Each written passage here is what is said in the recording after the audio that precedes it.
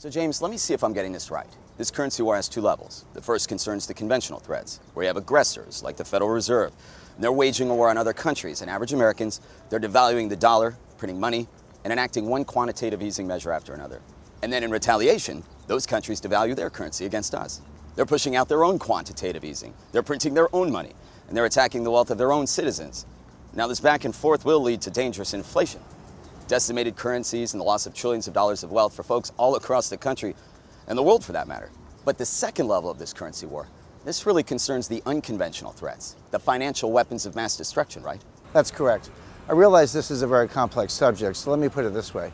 We've all seen the movie Casablanca. It's centered around Rick's Cafe, a place where intelligence could be traded, deals were struck, enemies gathered together, and all kinds of treachery could take place behind the scenes. I look at global financial markets as one big Rick's Cafe. Every day, Iranian provocateurs, oil sheiks, Russian hitmen, Saudi arms dealers, and average American investors do business with each other without even knowing it.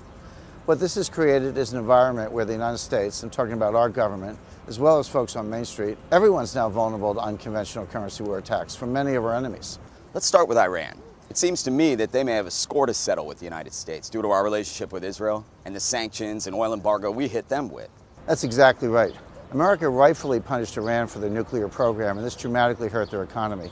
In 1 year's time, Iranians saw the prices of basic food, commodities like milk, shoot up 42%, meat 48%, vegetables 92%. Iran's currency, the rial, lost 55% of its worth against the dollar on the black market, which is the only place you can get dollars over there. So what kind of unconventional weapons does Iran have in this currency war? All of our large enemies have two primary financial weapons. The first is commodities like oil. If Ahmadinejad decides to make his play and close the Strait of Hormuz, we'll immediately see an oil price shock across the globe. This is a direct and calculated unconventional currency war maneuver because oil prices hit our economy. The Strait of Hormuz is strategically the most important oil route on the planet. 35% of all oil that is carried across the sea and more than 31,000 ships travel through here each year.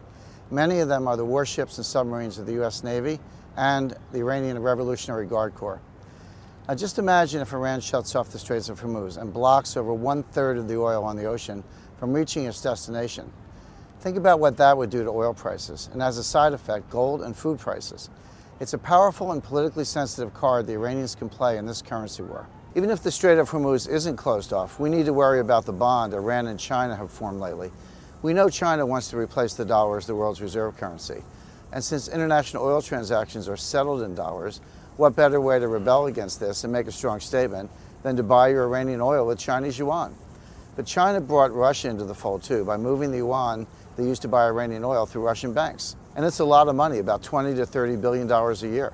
So right there you have Iran, China, and Russia teaming up to weaken the dollar's influence. That's a dangerous trio of countries working together like that. You had mentioned earlier at the Applied Physics Lab that you thought that China was secretly stockpiling gold. Why do you think that? Because they've done it before. From 1977 through 2000, China's gold reserves sat at 395 metric tons. Then after 9/11, their reserves spiked to about 600 tons.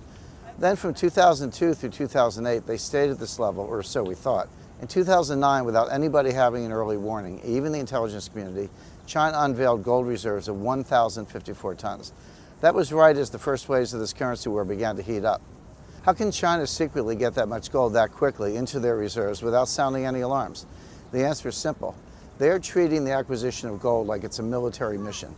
China has become the #1 gold producer, and they are doing this by purchasing mines all over the world. And they're expanding and conquering.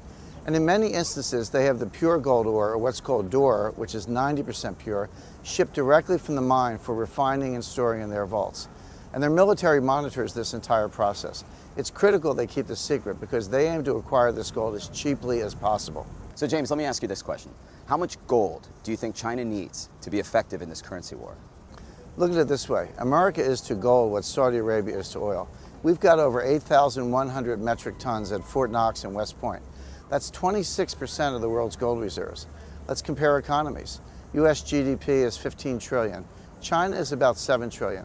So to have an equivalent gold to GDP ratio, China needs about 4,000 metric tons. Let me ask you this. What if it came out, if China revealed out of the blue that they have 3,000 or 4,000 tons of gold in their reserve that they secretly built up? Then you have a nuclear strike to the American dollar. World confidence in it would be decimated. Gold almost instantly would surge to a bare minimum of $3,000 an ounce, and as a side effect, oil could become unaffordable. Over the last 30 years, gold prices have averaged about a 16-to-1 ratio with oil, but it's gotten as low as 6.6 to 1 during 2008 when the currency wars began. So in that range, you're looking at oil in an extreme case of about $450 a barrel, and on average about $190. I think you can imagine the devastation that would do to the savings and financial security of average Americans. I don't even have to imagine. Americans have seen firsthand how tough high oil and commodity prices can be on their bank accounts. So if commodities were used as a weapon, it would be a nightmare. Now, what is the second unconventional threat we face in this currency war? This one is definitely on the radar of the national intelligence community. I think the biggest weapon Iran, China, or Russia could put in play would involve what are called sovereign wealth funds. That's an investment fund that's controlled by a government or central bank. The numbers that are in play are simply staggering. In 2007, there was $2.5 trillion sitting in sovereign wealth funds around the world. Now it's $5 trillion. By 2015, it could reach $12 trillion. And a lot of that is under the control of governments who are not the friendliest to the United States. Only 3% of those funds are in North America, so we're not even a blip on the radar. $2 trillion is sitting in Asian sovereign wealth funds, $1.8 trillion is in the Middle East, and sovereign wealth funds have very little transparency. Most have military-grade security measures in place. Armed guards, tapped phones, cell phone signals disruptors, high-tech surveillance. So you're saying it's hard to get a beat on what they're really up to? I'll give you an example. After China revealed they had secretly added all that gold to their reserves, we eventually found out one way they did it was with a sovereign wealth fund called the State Administration of Foreign Exchange, or SAFE for short. It purchased gold covertly from dealers around the world and off the books from the central bank.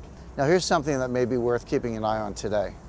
In 2012, China and Russia decided to create a joint sovereign wealth fund so they could share intelligence with one another. And this occurred while one of Russia's sovereign wealth funds was buying up U.S. technology companies, including one that focuses on bandwidth-intensive, high-speed communications networks. We know China and Russia are getting pretty close, especially with that triangle deal they have with Iran regarding oil. Now let me add another piece to the puzzle. In 2012, the White House and Congress didn't raise a finger in protest when the Fed greenlit 3 of China's largest banks opening up branches in the United States. I do specific work for the Director of National Intelligence on matters that involve potential threats from foreign investments in our country. This chain of events fits the bill.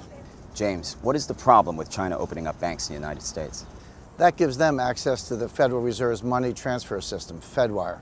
It's critical to running America's finances. Plus, the People's Bank of China's influence is now so powerful, they are the only central bank in the world that is allowed to buy treasuries straight from the government. That means they have direct access to the Treasury's electronic federal bond auction system too. China's in our network, in the plumbing, and it's much easier to attack an adversary from the inside than the outside, especially when your Russian ally is buying up U.S. tech companies with their sovereign wealth fund. But listen, nothing has happened yet. It may all be innocent and coincidental, or it may not be.